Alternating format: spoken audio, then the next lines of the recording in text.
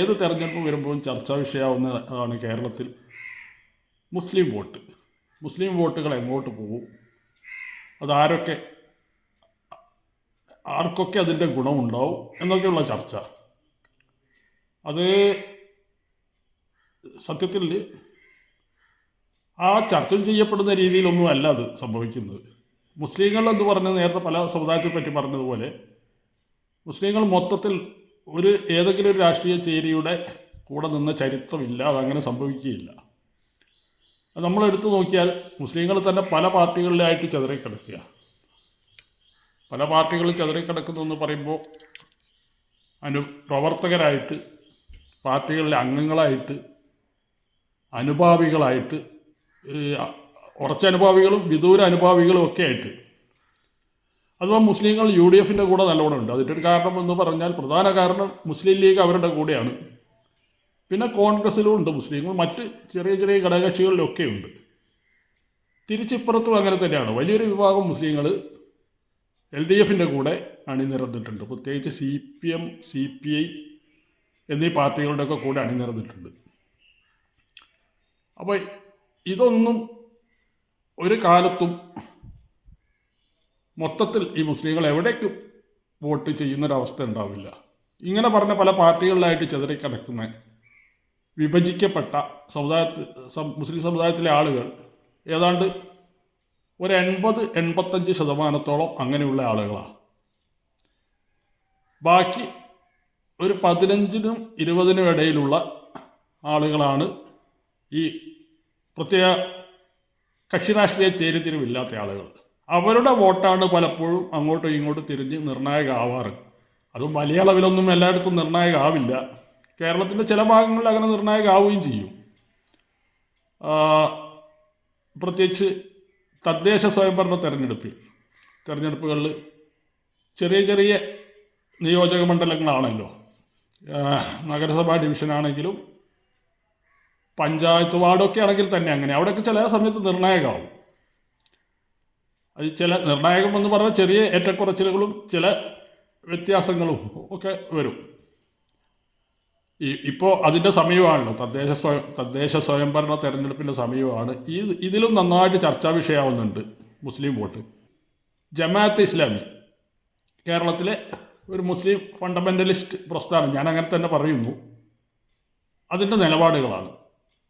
അവർ ജമാഅത്തെ ഇസ്ലാമി എന്ന് പറഞ്ഞല്ല തെരഞ്ഞെടുപ്പ് രാഷ്ട്രീയത്തിൽ ഇടപെടുക. ജമാഅത്തെ ഇസ്ലാമി തന്നെ ഒരു പാർട്ടിയാണ്.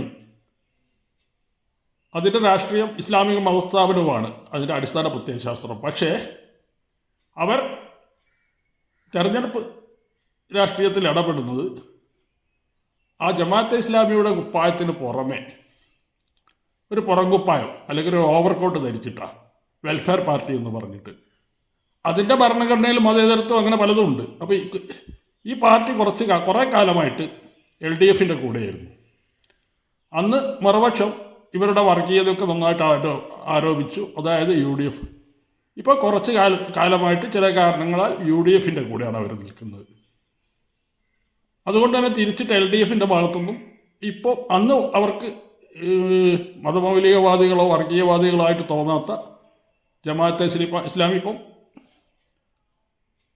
അവരുടെ കണ്ണിൽ വർഗീയവാദികളാണ് LDFകാരുടെ. അതങ്ങനെ ഇരിക്കട്ടെ. സത്യത്തിൽ ജമാഅത്തെ ഇസ്ലാമിക്ക് അങ്ങനത്തെ നിർണായക സ്വാധീനം എവിടെയില്ല. അവരുടെ മൊത്തം സ്വാധീനം കേരള ജനതയിൽ കഷ്ടിച്ച് 1% അല്ലെങ്കിൽ 1% തൊട്ട് മേലെ, അതിലപ്പുറം ഇല്ല. അതുകൊണ്ട് തന്നെ അവർ വിചാരിച്ചാൽ പ്രത്യേകിച്ചൊരു വിജയം തോൽവിയും ഉണ്ടാക്കിയെടുക്കാൻ പറ്റിയില്ല. അതിൽ വളരെ ചെറിയ സ്ഥലങ്ങളിൽ മാത്രം ചില്ലറ വോട്ടുകൾക്ക് മാറ്റം വരുന്ന സ്ഥലങ്ങളിലൊക്കെ വല്ലതും സാധിക്കായിരിക്കും. അത് മലബാറിൻ്റെ ചില ഭാഗങ്ങളിലൊക്കെ, പ്രത്യേകിച്ച് കോഴിക്കോട്ടെ കൊടിയത്തൂർ, മുക്കം ഇങ്ങനെയുള്ള ഭാഗങ്ങളിൽ ചില വാർഡുകളിലൊക്കെ അവർക്ക് നിർണായകമായിരിക്കും.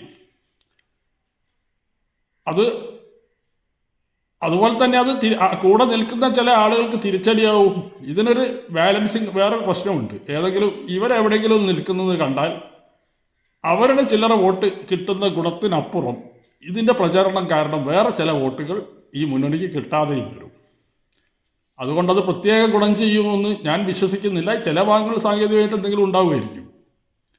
പിന്നെ രണ്ടാമത്തത് വേറൊരു കാര്യം, കുറച്ചു കാലമായി നടക്കുന്ന ഒരു പ്രചാരണമുണ്ട്. പ്രചാരണമോ ശരിയോ എന്താണെന്ന് അറിയില്ല. LDFും BJPയും തമ്മിൽ രഹസ്യധാരണയുണ്ട്, പ്രത്യേകിച്ച് കേരള ഗവൺമെൻറ്റുമായിട്ട്. അത് ആളുകൾക്ക് തോന്നുന്ന ചില നയപരിപാടികളും സംഭവങ്ങളൊക്കെ ഉണ്ടായിട്ടുണ്ട്. BJPയുടെ അജണ്ടയിൽപ്പെട്ട പല കാര്യങ്ങളും ഇവിടെ നടപ്പാവുന്നു എന്നുള്ളത്, അത് പ്രത്യേകിച്ച് സവർണ സംവരണം, മുന്നോക്ക സംവരണം എന്ന് പറയപ്പെടുന്ന സവർണ സംവരണം, ഈ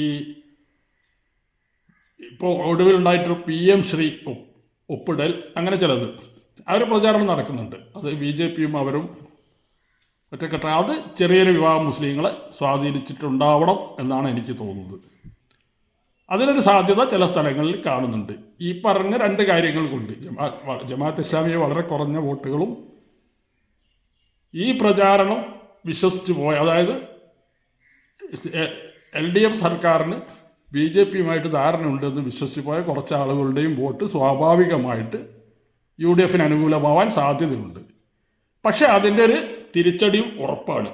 അങ്ങനെ ഒരു തോന്നൽ, അതൊരു ട്രെൻഡായി വരുമ്പോൾ അതുവരെ UDFന് വോട്ട് ചെയ്തിരുന്ന ഭൂരിപക്ഷ വിഭാഗത്തിൽ, പ്രത്യേകിച്ച് ഹിന്ദു വിഭാഗത്തിലൊക്കെ ആളുകൾക്ക് ഉറച്ച UDFകാരല്ലാത്ത ചിലരിലൊക്കെ അതൃപ്തി ഉണ്ടാവുകയും അത് തിരിച്ച് എഫക്റ്റ് ചെയ്യും.